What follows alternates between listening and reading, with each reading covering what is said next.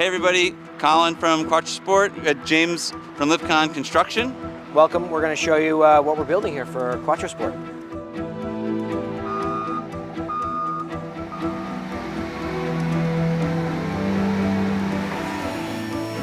We have our big entrance here. We're coming in off of Main Street. We have the pedestrian entrance here in the center of the building. Lovely facade, all glass. The plan is to have a 3-high car stacker through the glass, so we'll have a bunch of cars stacked up, probably the Sport Quattro on the top level. So when you're coming down Main Street in Hudson, there'll be some underlighting, and you'll see, an R8 or Sport Quattro or something. We'll figure it out. Really well lit, sitting at the top of those through that glass. It's gonna be pretty wild. And then there's a big wall of glass right here, looking down into the car storage area. There'll be 10 3-car stackers on the left-hand side, and then a series of other lifts on the right-hand side for storage. Should be able to squeeze 40, 45 cars inside in a fully climate-controlled area year-round. On this wall over here, we're gonna have a nice millwork display with rims, so wheels and tires that come off of cars. Moving in further here, we have will be our reception area. We have a live edge desk with a seating area in front of it for people that are waiting. And the live edge actually came from a tree that was on the property. Yep. I don't know, somewhere out here in the middle, right? Saved a beautiful red oak and slabbed it up, and we're gonna use it as the reception desk there.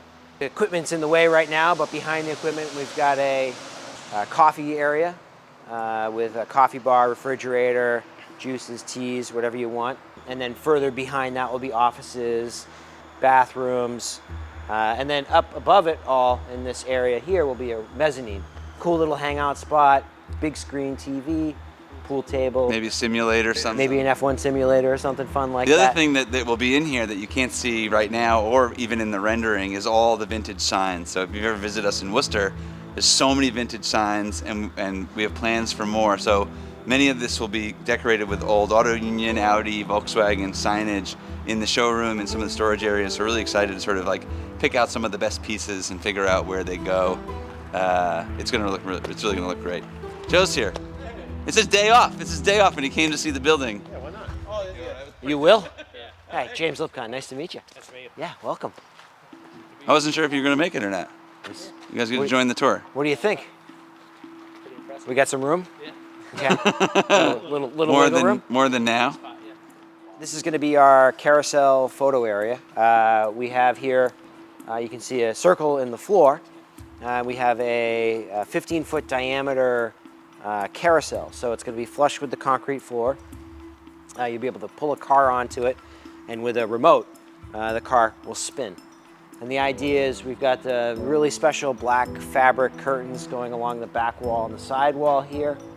And then there's a light overhead that's 24 feet by 12 feet. Yes. Full scrimmed lit light, and that hangs above from the ceiling. With flash strobes in it as well. Yeah. And so, I think we're gonna be looking to also consign cars for people, right? So they can come in, we can do some service, get it nice and fixed up, do photography, do videography, and then post on our Bring a Trailer or list on our website or whatever. So consignment's gonna be a part of what we offer, and so we wanted to have like really world-class photography, and so that that took some effort and trying to get it. The other thing was we don't want the cars started and then turned around in a 300-point turn every time we want to do photography, so we needed something like this to be able to spin the car without starting the motor and filling the workspace with fumes. And so this was obviously was an investment. We feel like it's going to make pictures better, it's going to make us way more efficient, but just some of the engineering that goes into it and keeping it so precise on that table is just really cool. Yeah, and it's a concrete surface as well that will get the same epoxy as the rest of the surfaces as well. So it'll just... So it's going to look like one continuous floor minus a 1/4-inch ring. Floating cars on black. Yeah. It's gonna be pretty cool. Really excited about that. Behind Collin here is a big wall, right, dividing the two spaces, because on the other side is where all the maintenance happens. There'll be a 9-foot garage door on the end here, but you can pull in from this side, you can pull in from the other side, and then you can drive between the two spaces as well. Which will be really nice in the wintertime, so I don't have to take the cars outside to bring them across.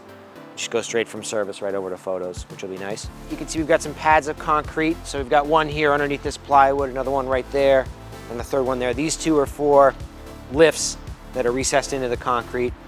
There'll be a scissor lift here, a scissor lift there, and then a 2-post lift here. The other concrete pad in the corner is for a hunter alignment rack. So that's a full drive-on platform that'll raise up.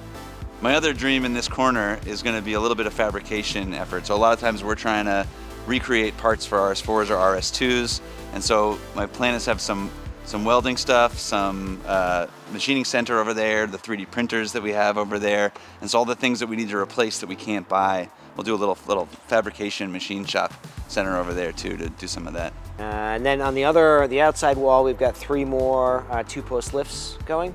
So a total of 6 workstations on the inside here. So, and the new rotaries are the low mount, so you should be able to pull an R8 on without having to do any kind of blocks or ramps or anything.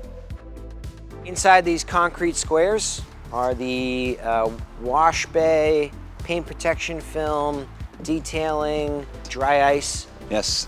We may have skipped over the massive air compressor. Oh yeah, in the corner, of course, will be a extraordinarily large, powerful air compressor to support all the air compressor lines for working on cars, and then, but more importantly, the dry ice blasting equipment that Collin's putting in. Tremendous volume of air used in dry ice blasting.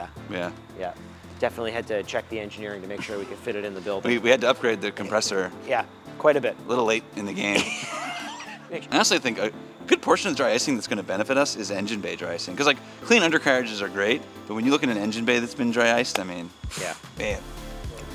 Yeah, most people don't look under their cars every day, but when you open the hood and it's dry iced, it's like, wow. Yeah, shows up nicely. So there's sensors everywhere. We have we can see our ductwork over our head here and down there. But there's sensors that will kick on venting if cars are run inside for too long. And it keeps the place very healthy space to work in. Yeah, and so the lifts, we have 2 lifts, or there's a reel-based system that brings a vent to the lift areas. It's actually 6. So you can, there's 6 of them? Yeah. Okay, 6 different tubes, areas to vent your car. So if there's a car we need to run it on the lift in order to diagnose it, we can have the car running.